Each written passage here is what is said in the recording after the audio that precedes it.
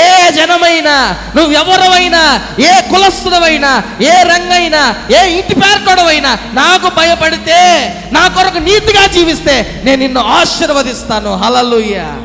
నేను నిన్ను దీవిస్తాను, నీ కుటుంబాన్ని విస్తరింపజేస్తాను. ఆ పేతురు ప్రసంగిస్తున్నప్పుడు అండి, ఆ చుట్టుప్రక్కల కూర్చున్న వాళ్ళు క్రైస్తవులు కొంతమంది అయితే అన్యులు ఎక్కువ, వారందరి మీదకి దేవుని ఆత్మ దిగి వచ్చింది.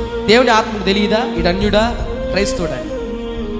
అక్కడ అర్థమైందంటే వాడు అన్యుడు కావచ్చు, ఇంకొకడు కావచ్చు, వాడెవడైనా అక్కడ కూర్చొని దేవుని వాక్యాన్ని పశ్చాత్తాపంతో అంగీకరించాడు కాబట్టి దేవుని ఆత్మ వాడి మీదకి దిగిలింది.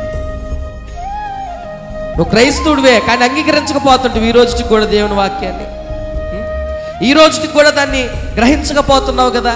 యోసేపుకి అవకాశం ఉంది పాపం చేయడానికి, ఎవరు లేరు, ప్రేరేపిస్తూ ఉన్నారు పాపం చేయడానికి. అప్పుడు యోసేపు అంటున్నాడు, ఏమంటున్నాడు? ఎవరు చూడలేదని కాదమ్మా, దేవుడు చూస్తున్నాడు.